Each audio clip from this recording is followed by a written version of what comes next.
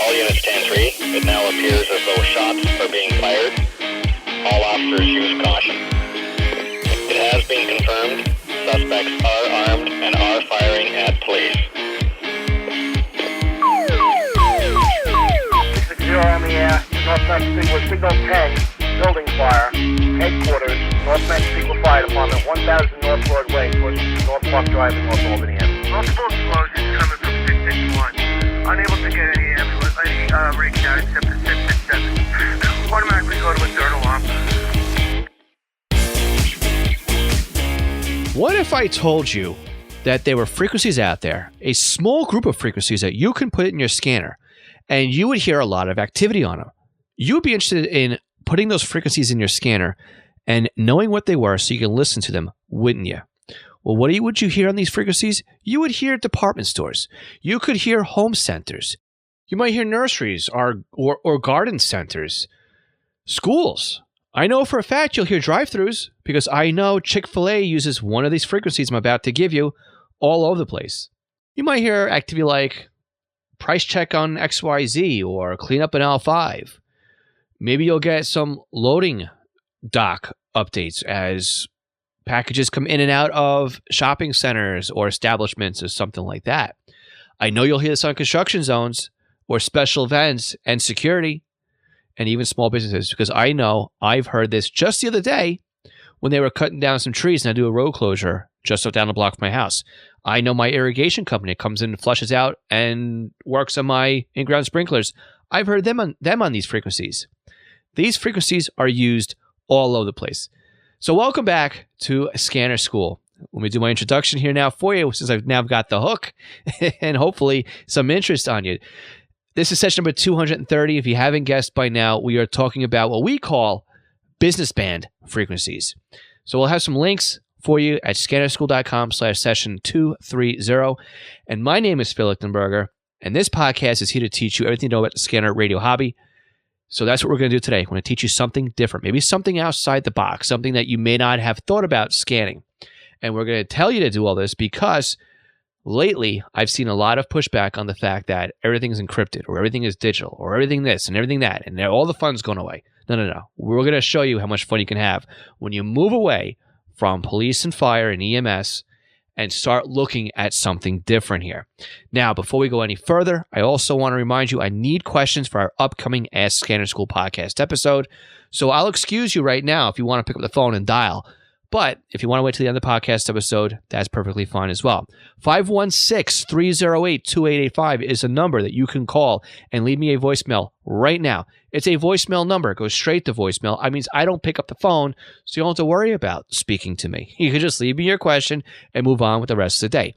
If you don't want to do that, or you're outside the U.S. and you want to do this over an internet protocol, you can go to scannerschool.com/ask, press on the speak pipe button, and you can leave me a voicemail that way as well. Or if you're old-fashioned or you're mic shy, you can always leave me a message using that same page over at scannerschool.com/ask. If you use our local number, the 516-308-2885, or our SpeakPipe, we'll put you in the running for a free tutoring session. Now, before we get any further in this week's podcast, I want to take a few minutes to thank our Patreon supporters. Now, Patreon is an affordable way for you to support the podcast and our upcoming expansion into YouTube for 2022. So think of Patreon as the PBS model of helping out Scanner School. For a monthly or yearly donation, not only do you help support the podcast, but depending on your donation tier, you will receive certain benefits. The most popular benefit tier being our $5 a month or the $51 a year tier. It's the same tier. We just discount if you can pay us over a year. Now, this tier offers the podcast and YouTube videos early, and also you receive a free Squelchy pack of stickers, several discounts, and access to our monthly live Scanner Radio Roundtable discussion we hold monthly on Zoom. Oh, and by the way, most of the Patreon levels also get a special version of the podcast that does not include the middle advertising break in each episode. Now, find out more about Patreon and our supporting tiers by visiting scannerschool.com/Patreon. I'd also like to take a moment here and thank all of our Patreon supporters. Alan Gonzalez, Arthur Heron, Bill Kay, Bob Milton, Brandon Sammons, Brian King, Chris Paris, Craig Harper, Dan, Dave Pasco, David C., Denny Crotty, Ed Walsh, Edward Bramlett, Glenn Wright, Greg Johnson, Guy Lee, Jack Haycock, Jacques Barry, James Broxson, James Felling, James Peruta, Jay Reed, Jeff Block, Jeff Chapman, Jeff McLeod, Jenny Taylor, Jim B., Jim Heinrich, Joe Curtis, Joe Kordoff, John Keel, John Sweeney, John Goldenberg, Joshua Robb, Kelly Wilkins, Ken Newberry, Kenneth Fowler, Kevin Zwicky, Lenny Bauer, Les Stevenson, Lloyd R., Mark Beebe, Mason Kramer, Michael Gorman, Michael Kroger, Mike Lopez, Nicholas Stenger, Paul Teal, Paul Seish, Randy Lee Wright, Raymond Hill, Roger Stenstrom, Ronnie Box, Sal Marandola, Scott Lefgren, Terry Wright, Tim Mazza, Ted Glendy, and William Arcand. All right, so we're talking about itinerant frequencies or business band frequencies. These are basically frequencies that have been pulled and parted aside from the FCC here in the U.S. Now, again, we've got other frequencies that are available outside the U.S. So while some of this information we talk about today will be U.S.-based specific, there's still plenty to take away from the podcast episode so that you can listen in your own country if you are outside of the U.S. Because, again, I got to remember, global audience here on a podcast episode. So it's very, very specific to a country, but at the same time, it is not. So these common itinerant frequencies or business band frequencies are used place to place for business use. The most common frequencies used by any business that needs access to radio communications are these frequencies.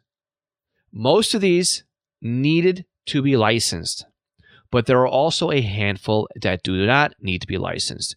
So if you are looking at the FCC website or whatever it is that you have in your country, and you're looking for a particular call sign or a license for a particular location, and you come up blank, but you still see people that are using radios, it's a good chance that these are the radios and frequencies they could be using. They could be MRS, FRS, or the color dot radios. It could also be CB also, and we'll talk about that a little in a second here as well. But let's talk about these color dot radios because these are unique. So I'm going to grab this definition right from Wikipedia, and it says, in the past, businesses and other organizations could obtain a GMRS license, and some radios were sold with color-coded GMRS channels for business use. Under the current FCC rules, businesses are generally not eligible to hold a GMRS license. But in 2017, the FCC rules were changed and FRS frequencies were combined with GMRS, and businesses can operate in lower power and lower bandwidth FRS radios on these same frequencies that are shared with GMRS. So what does that mean? We'll talk about this when we talk about FRS, but that really means is the fact that it's a loophole or a way of getting around the FCC's own rulings here. Whereas basically, if you want to use FRS for your business for free, you can. You can't use GMRS, but they share the same licenses. So yeah, you could be on a GMRS frequency, but you're using the FRS type of power levels and spectrum width, okay? The color dots were already predefined. Some of them were already prepackaged, part of radios that would help everybody align themselves up on a particular channel. So you can go to blue, channel green, right? Channel orange, channel red, that kind of thing. So that was a really interesting way of getting businesses starting to get aligned up on things. So here's the key takeaway, right? Look for these color dot frequencies. All right, next is MRS. We just talked about MRS for a second ago. MURS is multi-use radio services. And these are VHF narrowband frequencies with a power limit of 2 watts. And the FCC formally defines MRS as a private, two-way, short-distance voice or data communication service for personal or business activities of the general public.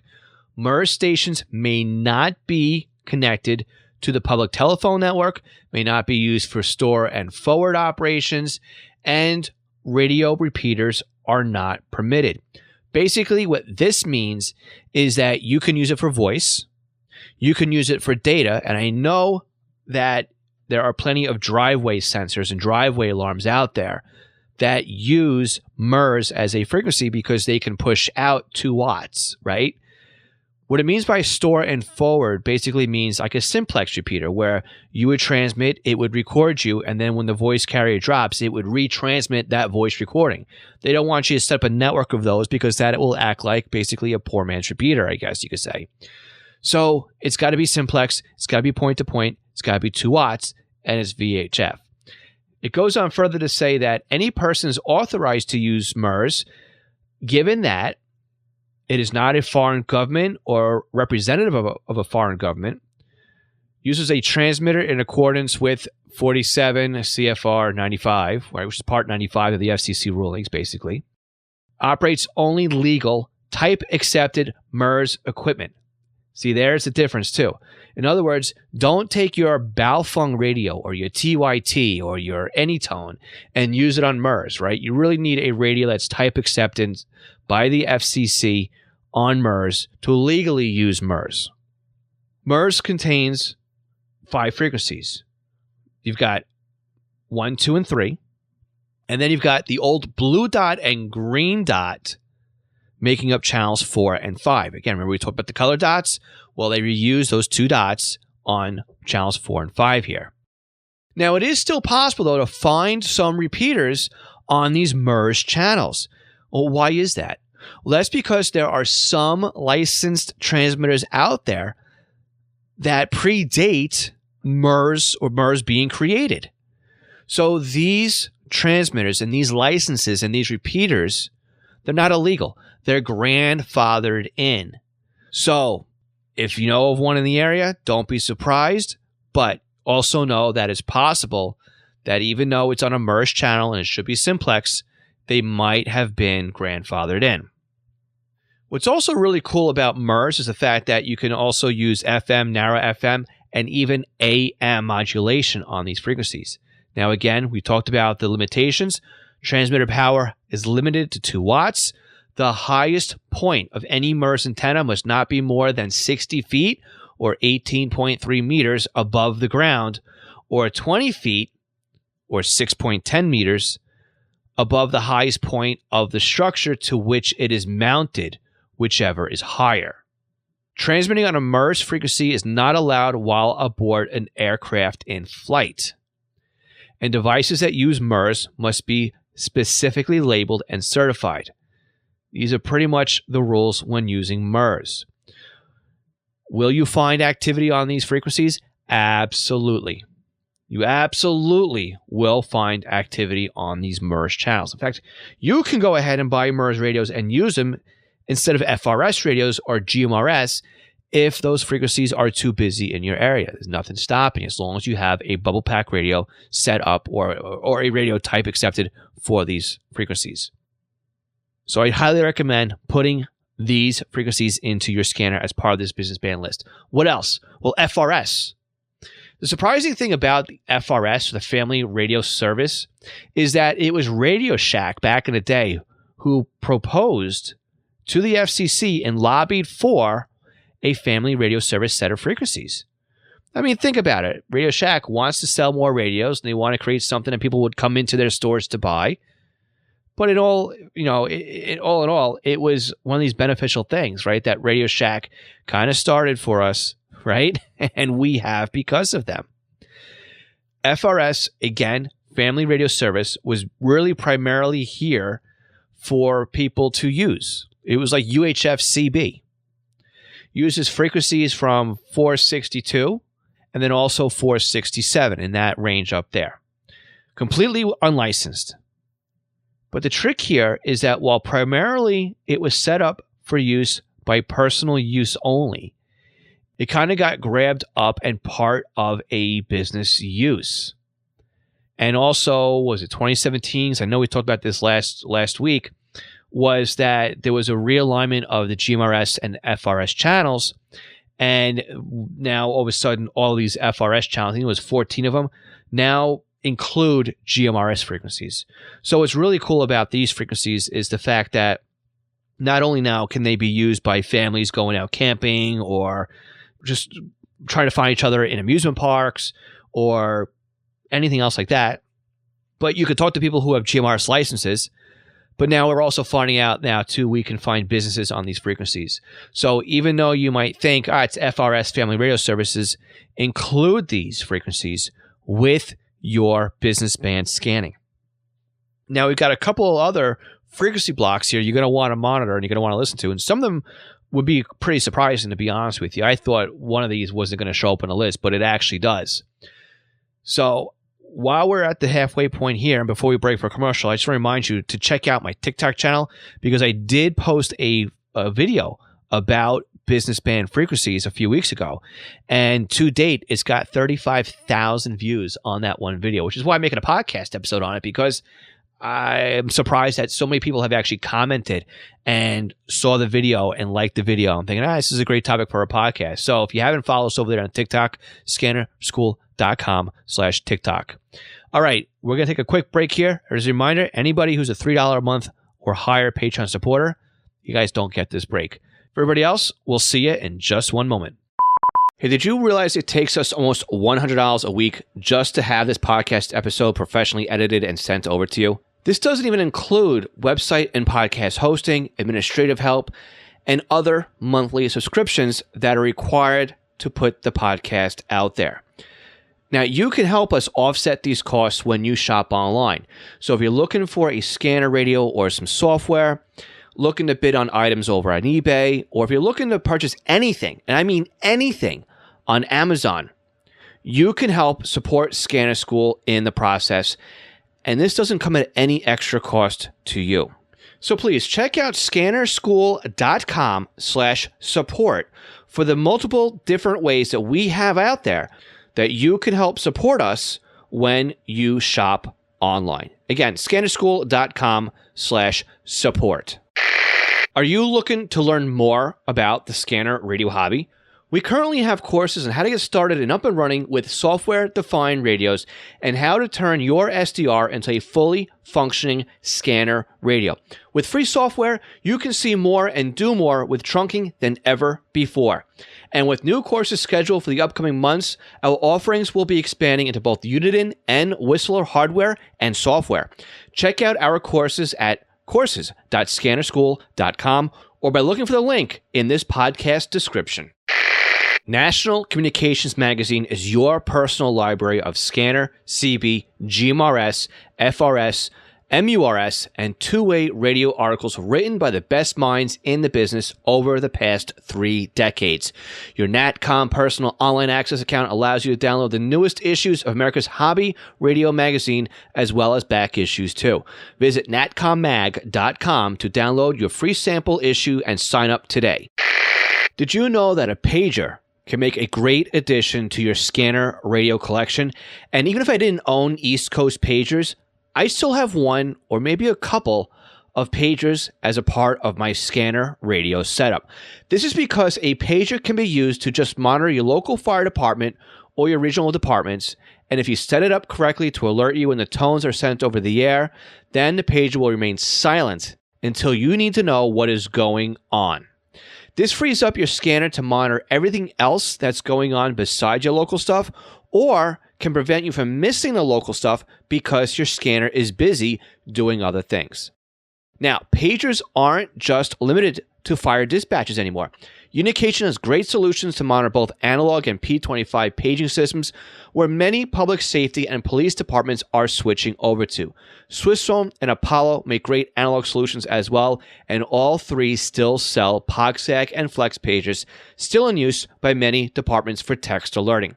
East Coast Pagers is an Apollo, Swissphone, and Unication dealer serving the North American market, and of course is one of my online companies. So if you're looking for a personal use pager or one for your department, contact us for a free quote and let us know you're a Scanner School listener for something a little extra with your order. For our full inventory or to request a quote or just to contact us, please visit eastcoastpagers.com. All right, so before the break, we were talking about FRS. Well, its big brother or cousin, whatever you want to call it, is GMRS, right? General Mobile Radio Services.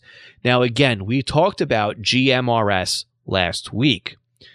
But as a refresher on it, right? Businesses, while they were once able to have GMRS licenses, can no longer be licensed for GMRS. These are now personal use licenses only. However, there are 2 color dot frequencies that also fall, or actually I think there's 3 color dot frequencies, I'm not mistaken, that fall in the GMRS spectrum.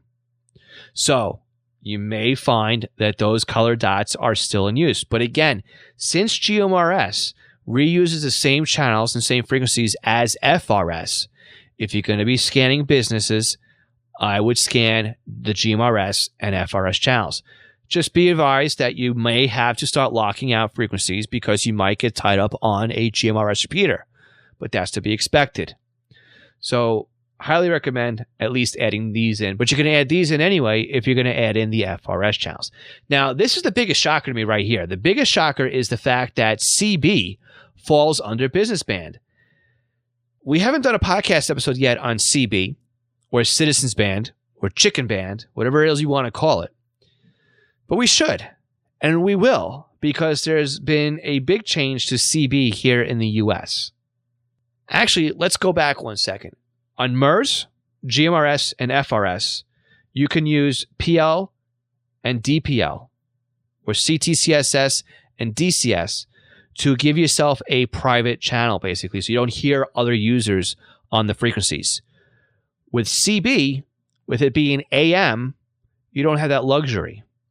But what you do have on CB that you don't have on the other frequencies is the fact that this is down in the 11-meter band, which means you have propagation on your side. You have the ability to go further distances with your point-to-point communication because it's using lower frequencies. The other flip side, though, is you need larger antennas. You're not using this handheld anymore. FRS, GMRS, MRS, handheld, no problem. CB, big problem because you're using longer wavelengths here. You're at the 27 megahertz range. So what are you going to find with CBs? Well, you'll find point-to-point communications over large distances, forestry services, truckers. All right, CBs were made famous in the 70s and 80s with movies like Smokey and the Bandit, right? Or Convoy. I think everybody's heard of CB. I think we probably all, at one point in our lives, have used and touched CB. I think CB kind of, depending where you are, will be busy or not, but I think where I am, it's pretty much dead at this point. It used to be very big, very popular, but it was also the Wild Wild West. There was a lot of nonsense going on. But again, there were also at the time a lot of famous CBers, such as, surprisingly to me, First Lady Betty Ford, who went by the handle of First Mama, and even Mel Blanc, who was the voice of many Looney Tunes characters, such as Bugs Bunny and Daffy Duck, and I think every other cartoon character under the Looney Tunes umbrella, right? But he was also big into CB radio as well. So there's no need to get licensed for CB, which is nice, which makes it attractive again for businesses. And there's CB all over the world, which is another crazy thing. A lot of countries have adopted the US CB band plan, and a lot of countries also have their own CB band plan. Most countries have free CB, basically unlicensed CB spectrum. Whether or not you can use them for businesses, check your local laws, but here in the US, you can find some businesses operating on CB. Like I said, construction companies or truckers using them. And truckers use them to spot things, but they also use them from their pilot vehicles so they can make sure that they're driving through intersections safely or get under overpasses and stuff like that. So technically, that is a business, and they're using CB for that. So let's summarize really quickly why we want to use business band frequencies and why we want to scan business band frequencies. Well, because they're easy frequencies to coordinate. You know you're going to find them in chunks. And we know what the frequency is going to be because we know the certain step sizes to find these frequencies. Services like MRS and FRS and even CB do not require licenses. MRS, FRS, they are handheld. CB not so much. But MRS and FRS also allow you to have CTCSS or PL codes or DPL or DCS codes. That makes your frequency quieter and more private because you're not hearing everybody else on the same frequency. So what are the frequencies that we can expect to find business bands on? Well, we went through them, right? 27 megahertz, 29, 30, 33, 35, 37, 42, 47 megahertz. That's just in the low VHF band. When we start getting the VHF, you got 151, 154, 158 megahertz. In the UHF spectrum, we have 462, 464, 467, and 469. Some areas, you may also find them in the T-band, the UHF T-band. Like here where I live, you may find some business frequencies up in there as well. Again, we're talking about spectrum and frequencies that are pretty much open for use. Yes, we may find some licensed frequencies to certain businesses. We'll find them peppered into this business band frequency here, also peppered in between public safety and security companies and trunk systems and whatnot. But for the most part, if we're not searching out just a point A to point B search, but a known set of listed frequencies to make a scan list, we can get all these frequencies. We kind of know what they are. You can find these all over the US, and it would surprise you as to how busy they are. Now, are we going to find business band frequencies just open and available all over the place? No, because we've already found out and we've already heard that some companies like Walmart are now switching over to their own IP-based radio systems, which means now we won't find where the blue light specials are, right? Okay, fine. Some businesses are using IP-based handsets. Yeah, here we go again, right? Here come the naysayers. Some businesses are using spread spectrum radios that operate maybe in the 900 megahertz band. Yeah. Here we go again. Digital's killing the hobby, right? No. For the most part, most businesses are going to just buy these bubble pack radios or these radios they get from their local radio dealers, and they're going to be put on some of these business band channels that are free to use. But where else can we find some of these radios that might surprise you? Well, we might find them in some national or local radio rental services that we could find licensed on the FCC website, such as Bearcom or, XYZ Radio Rental or XYZ Communications Company. There's a whole bunch of these. In fact, there's a link to a page on Radio Reference. It's a wiki page.